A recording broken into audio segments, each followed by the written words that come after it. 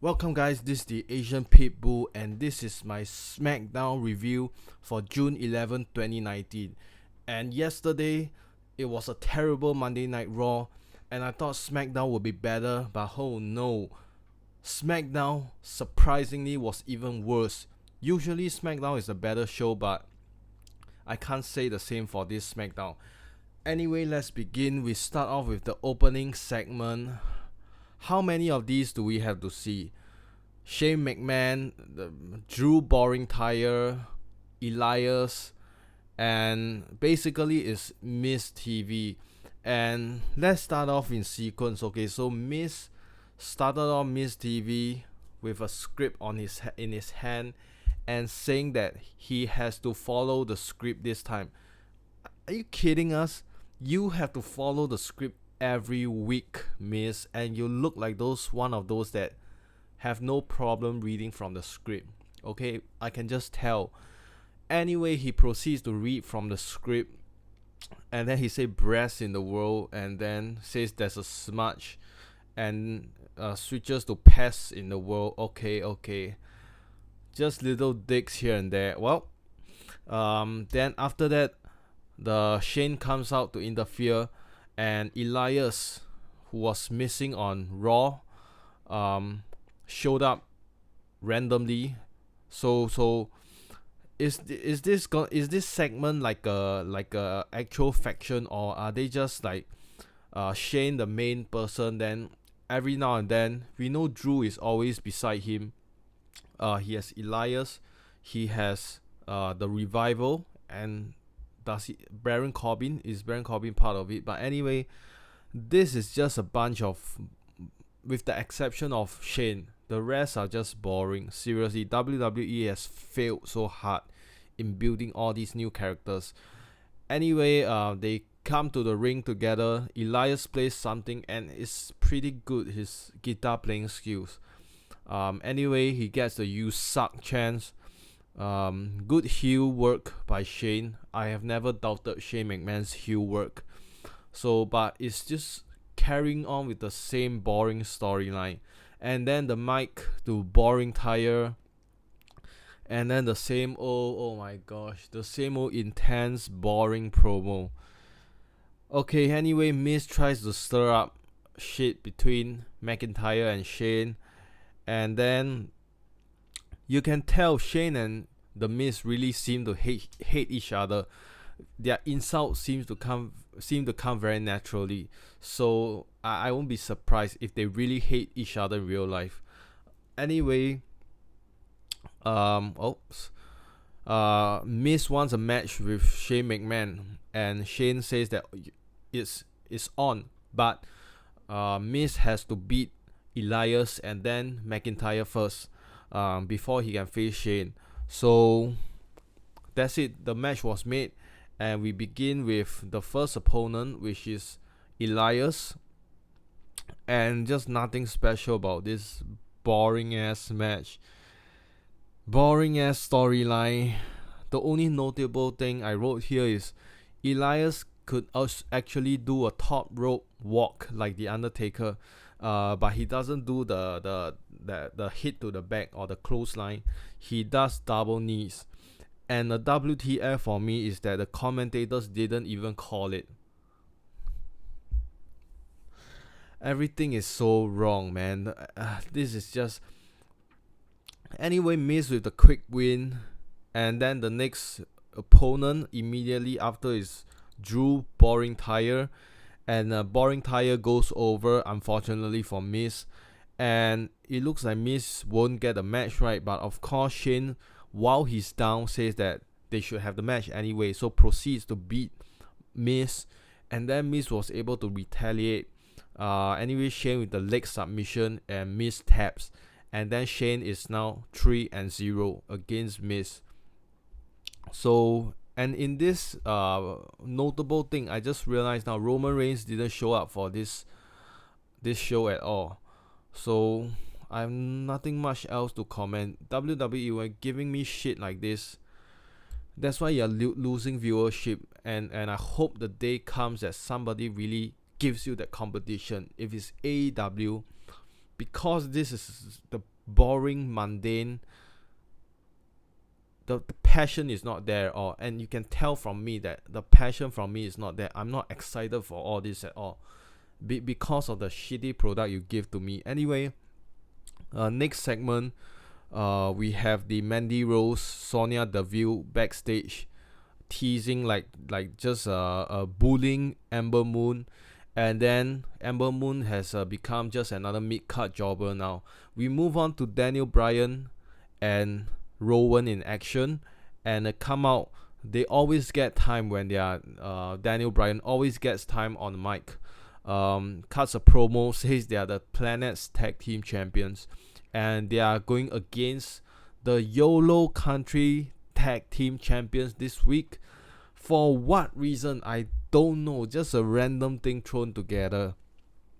The two jobber nerds are wearing cardboard titles, and then Heavy Machinery comes out, and who's the other, the short fat guy? He says that Daniel Bryan are elitist cowards. Here's the thing about Heavy Machinery. I think there's a lot of upside to them, but I need more character building, more development. They are all about that blue collar, meat eating, hitting the gym, and just hardworking people, hardworking farmer types, right?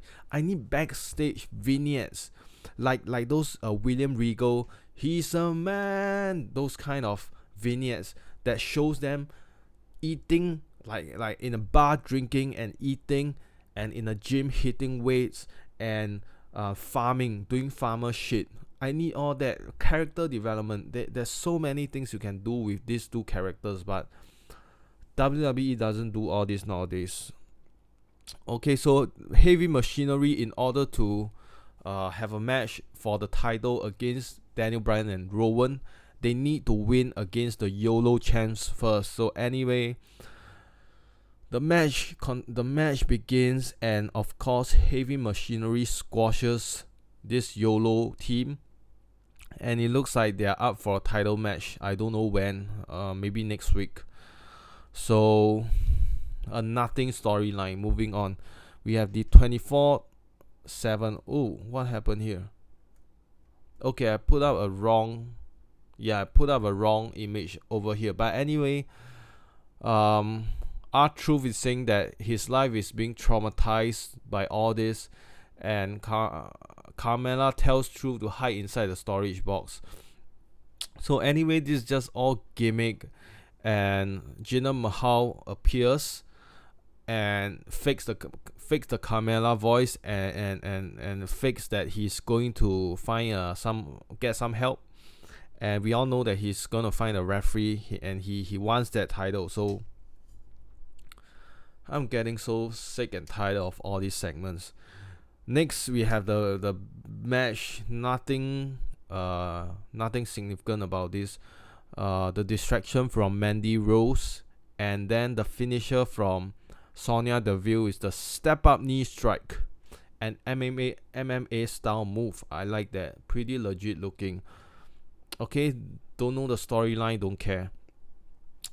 Next, before this, we have the backstage Alexa and Nikki stuff again. Gosh, manipulative Alexa trying to use Nikki Cross, we all know that, and tells her not to hold back against Bayley.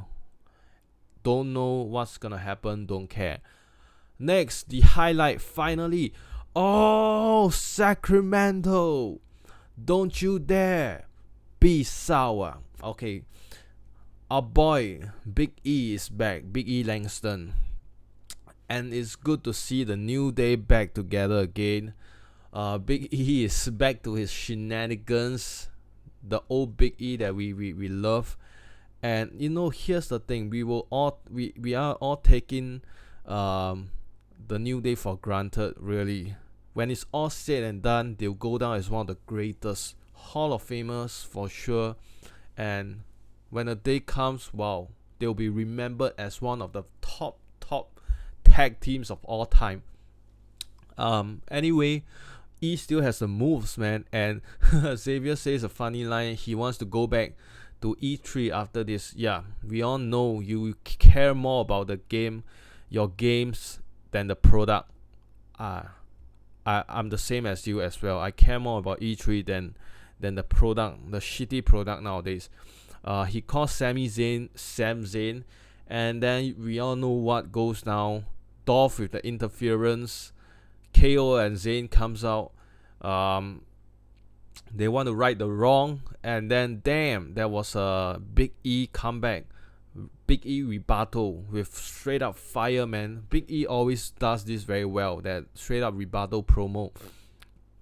To me, he should be contender for WWE champion, because he really has improved his mic skills and has the presence. And I really want to see them put him in a program, in a main event scene.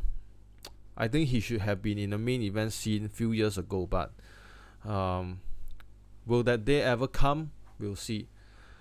Next, after this, they are setting up for the main event match. Anyway, Bailey with the promo, don't know, don't care. We had the Aleister Black promo, and last week I said that this is weird promo. This is going nowhere. Aleister Black supposed to be the face, and why is he cutting all this weird heelish promo?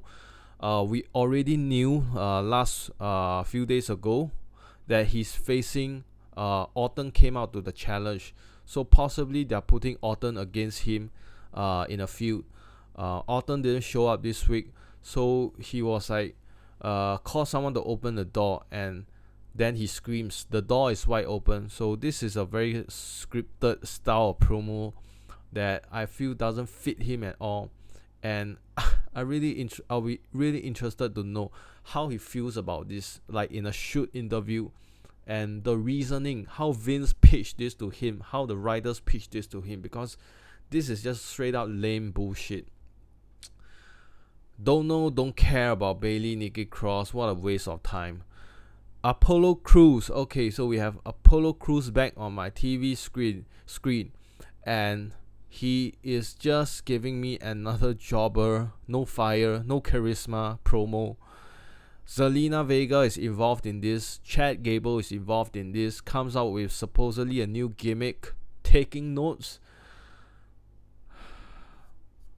The product is really lacking in talent nowadays.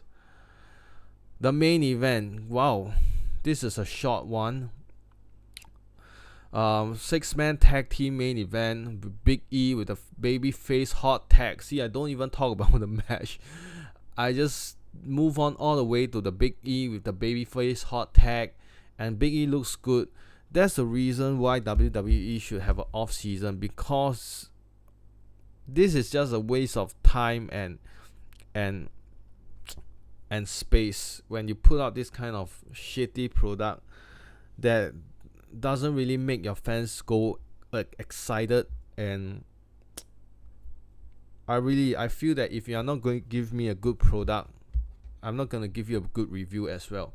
So anyway, Kofi wins with the TIP, the Trouble in Paradise, to Zayn, and there's a 1-2-3 feel good finish. New Day wins, poses, show ends, and this is the end of the review. Overall rating 3 out of 10. The only reason I want to give 2, but the only reason why I give 1 more is because of Big E's return.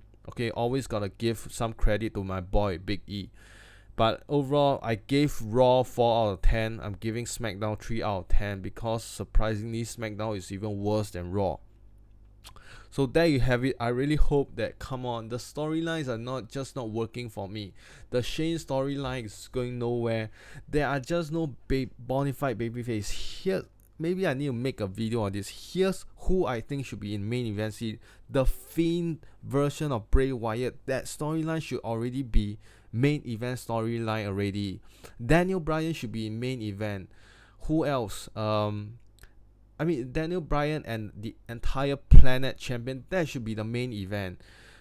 Roman Reigns should be in the upper mid card, or he's good right now where he is, but he shouldn't be feuding with McIntyre. McIntyre and Dolph Ziggler and Baron Corbin should get the hell out of my screen. Okay, they are just boring and bland. And I can go on, but I don't want to, because this is SmackDown review and Asian Pitbull signing out.